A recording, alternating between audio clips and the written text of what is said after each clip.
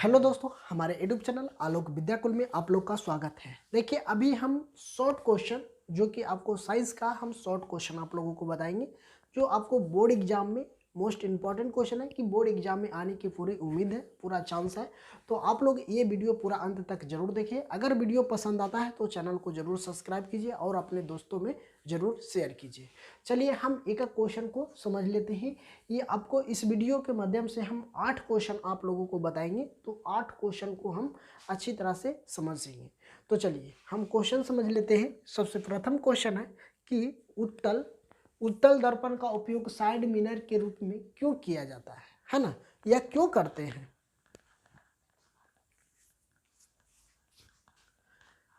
चलिए क्वेश्चन यहाँ देख लेते हैं।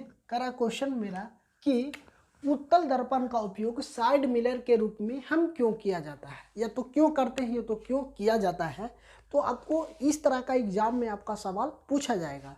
तो आप क्या करिएगा, इस क्वेश्चन को बनाने से पहले आप उत्तर लिखने के लिए आपको हम बताते रहे कि सबसे पहले क्या करिएगा, जो हम बता रहे हैं उस पर सबसे ज़्यादा फोकस कीजिएगा।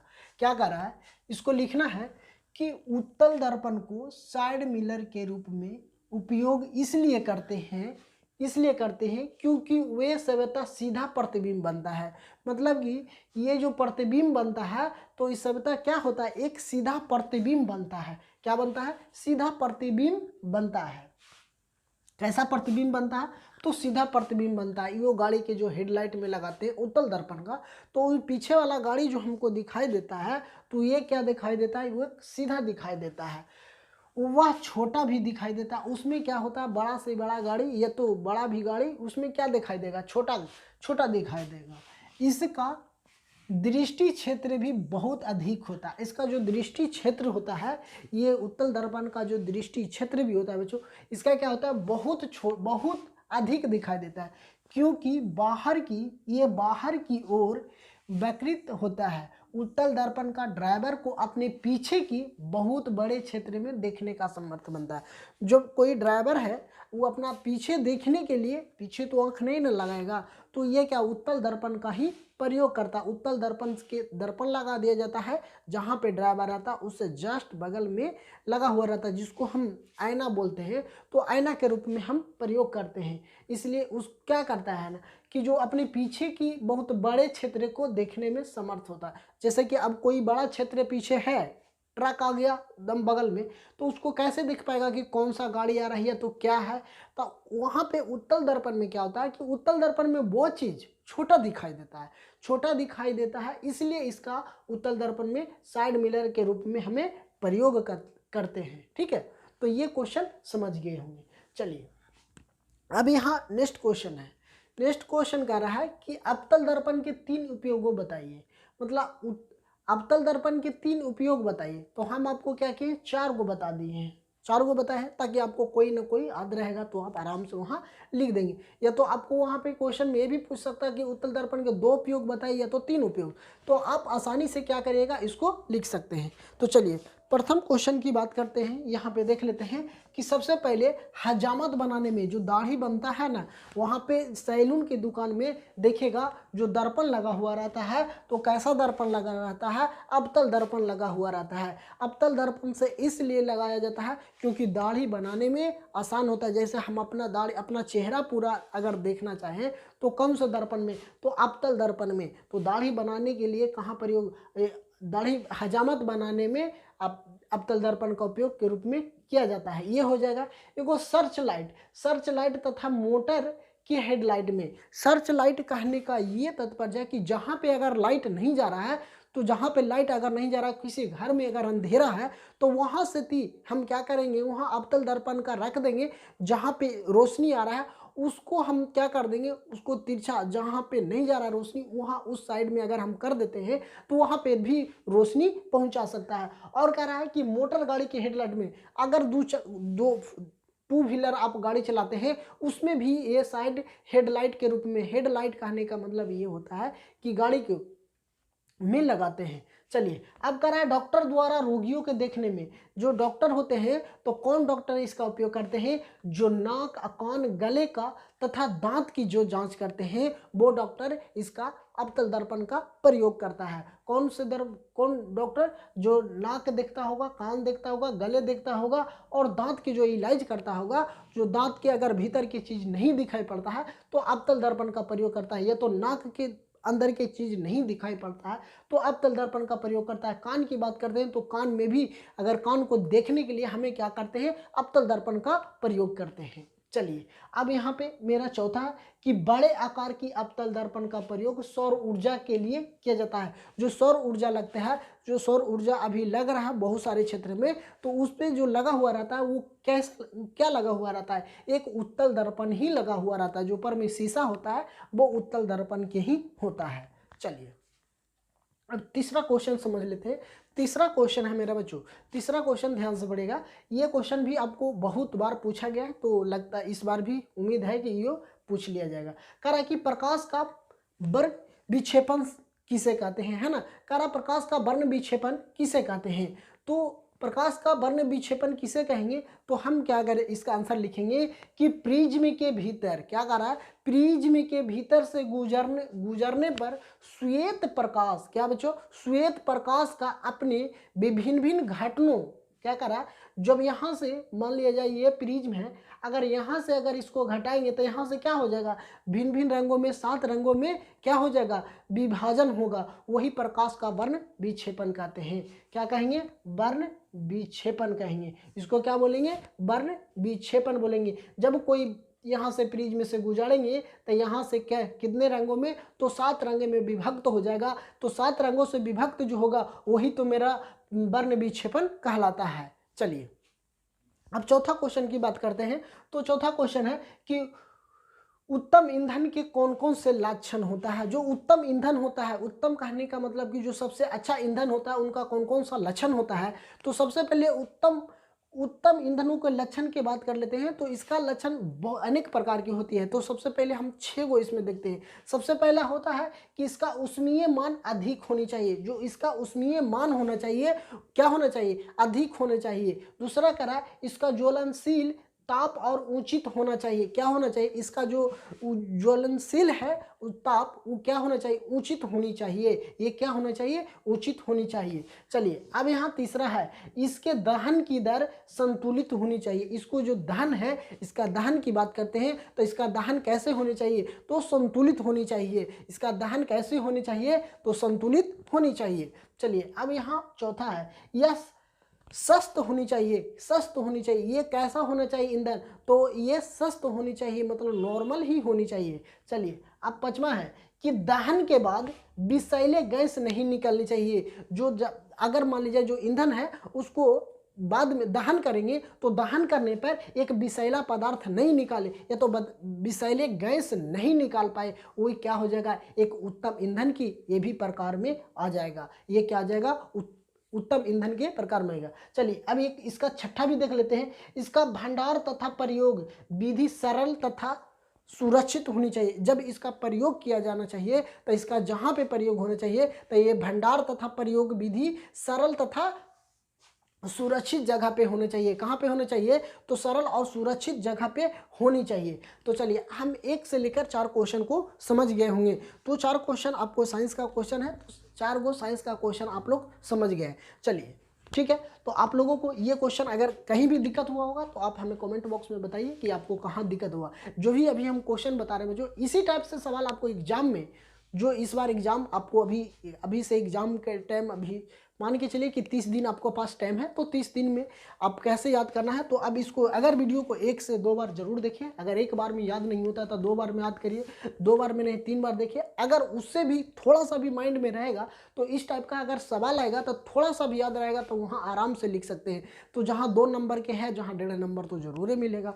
तो आप लोग यही सब चीज़ पे ध्यान देना चाहिए कि जो हम बात बता रहे हैं वो सब चीज़ अगर आपका दिमाग में कैच कर लेता है, अगर वो दिमाग में आप थोड़ा सा भी कैच करता है, 50% भी करता है, तो आप एग्जाम में वहाँ पूरा लिख सकते हैं। अगर 2 नंबर का क्वेश्चन है तो हमको 1.5 नंबर तो 100% है। जो मेन पॉइंट होता है उसी को तो लिखना है, जो मेन पॉइंट पकड़ा जाता है। तो मेन पॉइंट अगर आप लिख देते हैं तो आपको कहीं नंबर कटने नहीं जा रहा है। चलिए अब यहाँ से नेक्स्ट क्वेश्चन देख लेते हैं कि नेक्स्ट क्वेश्चन मेरा क्या है। चलिए नेक्स्ट है प्रतिस्थापन अभिक्रिया क्या है। क्या कर रहा है कि प्रतिस्थापन अभिक्रिया क्या है। तो प्रतिस्थापन अभिक्रिया क्या रहा है ना कि प्रतिस्थापन अभिक्रिया क्या है और उदाहरण देकर समझाएं। कह रहा प्रतिस्थापन अभिक्रिया क्या है और इसका उदाहरण देकर समझाएं। तो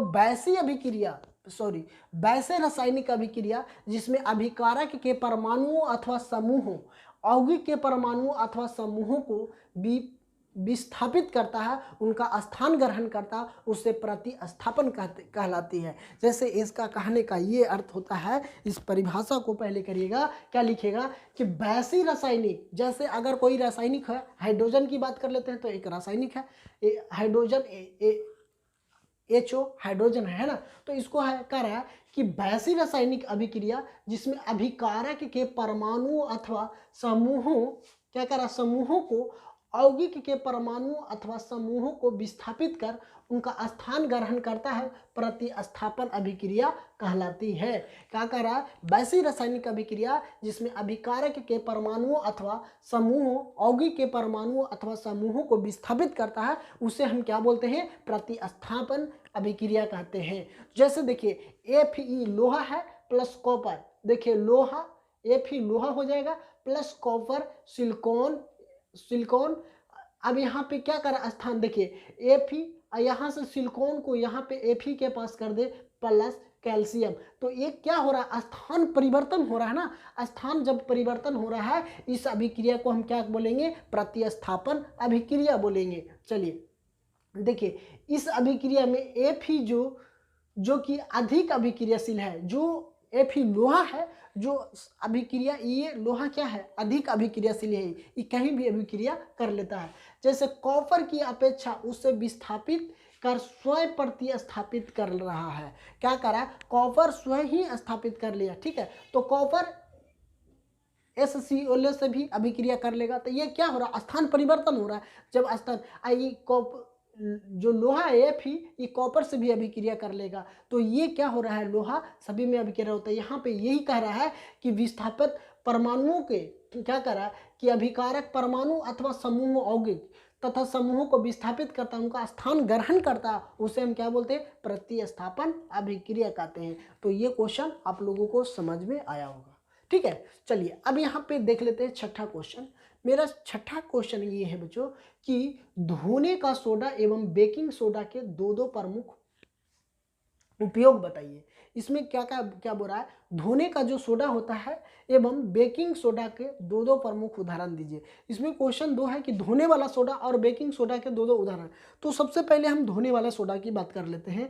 तो धोने के सोडा का उपयोग सबसे पहले हम प्रथम में करेंगे, इसका उपयोग घरों में सूती कपड़ों को साफ सफाई करने के लिए। अगर कोई कपड़ा खराब हो गया है, सूती कपड़ा, उसको हम धोने वाला सोडा को भी उसमें मिला करके अगर सफाई करेंगे तो ये क्या हो जाएगा, साफ हो जाएगा, वो कपड़ा में जो कुछ दाग है वो क्या हो जाएगा, निकल जाएगा। चलिए अब दूसरा यहाँ देखते हैं, इसका उपयोग कांच, साबुन तथा कागज उद्योग में किया जाता है। जहाँ पे कांच बनता है, साबुन बनता है ना, अब कांच और साबुन तथा कागज जहाँ पे बनता है तो ये धोने वाला सोडा का उपयोग वहाँ भी किया जाता है। तो ये समझ गए, धोने वाला सोडा का 2 उपयोग हो गया।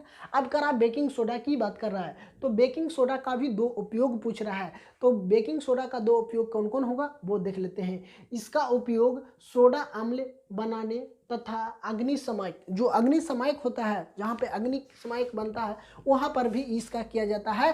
किसका, तो बेकिंग सोडा का। दूसरा देख लेते हैं, तो दूसरा की बात करते हैं, इसका उपयोग पाव रोटी, जो पाव रोटी खाते हैं ना उसको हम बोलते हैं, इसका उपयोग पाव रोटी तथा केक बनाने में, जहाँ पे पाव रोटी बनता है और केक बनता है वहाँ पे बेकिंग सोडा का उपयोग किया जाता है। कहाँ पे, तो पाव रोटी तथा केक बनाने में जो किया, वहाँ पे जो उद्योग फैक्ट्री होता है वहाँ पे भी बेकिंग सोडा का प्रयोग किया जाता है, ठीक है। चलिए अब हम 8वां क्वेश्चन की बात करते हैं। तो 8वां क्वेश्चन है डीएनए प्रकृति का प्रजनन में क्या महत्व है। करा डीएनए में प्रतिकृति का प्रजनन में क्या महत्व है। तो इसका क्या महत्व है डीएनए को, तो इसका हम देखते हैं प्रजनन में। तो डीएनए को प्रजनन में, यहाँ पे ध्यान दीजिए कि डीएनए को प्रजनन में क्या महत्व है, इसका क्या क्या महत्व है, क्या क्या उपयोग है। तो देखिए समझ लेते हैं।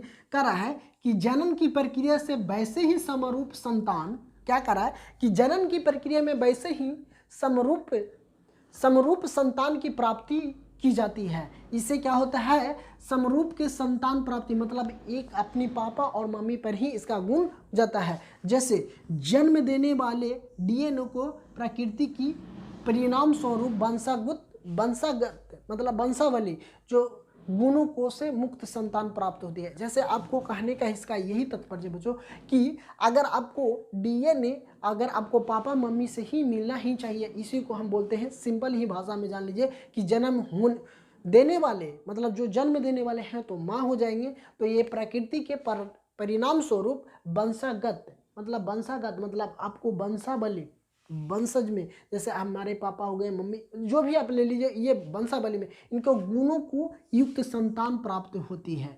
इसीलिए डीएनए को प्रकृति में बनाना जनन के लिए आवश्यक होता है। ठीक है, तो ये भी 7वां क्वेश्चन भी समझ गए होंगे।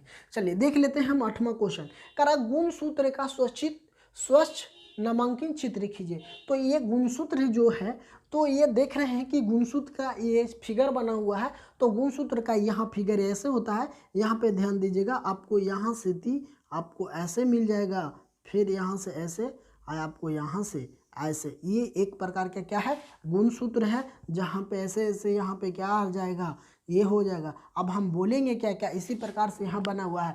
तो जो ऊपर वाला होता है उसको हम बोल सकते हैं क्या, टीलोमेयर बोलेंगे। इसको हम क्या बोलेंगे, टीलोमेयर बोलते हैं। यहाँ जो बीच जो ऐसे खींचा हुआ है, इसको हम क्या बोलेंगे, जो यहाँ पे लाइनिंग टाइप के बना हुआ है उसको हम बोलते हैं क्रोमेनिया। क्या बोलते हैं, क्रोमेनिया। अब यहाँ पे जो ये लाइन पे आ रहा है इसको हम गुणसूत्र काइनेटिक्स बोलते हैं। क्या बोलते हैं, गुणसूत्र काइनेटिक्स बोलते हैं। जो यहाँ पे बीच में आ रहा है, यहाँ पे लाइन, ये प्राथमिक गति सेंट्रोमीटर बोलते हैं। इसको क्या बोलते हैं, हम सेंट्रोमीटर बोलते हैं। और जो यहाँ पे आ जाएगा बच्चों बीच का, जो काइनेटिकोर बोलते हैं, इसको हम बोलते हैं क्या, काइनेटिकोर बोलते हैं। तो ये गुणसूत्र का फिगर समझ गए। अगर आपको गुणसूत्र का फिगर की बात कर लेते हैं, तो गुणसूत्र का आपको ऐसा सवाल आए तो आप फिगर बना के यहाँ लिख सकते हैं।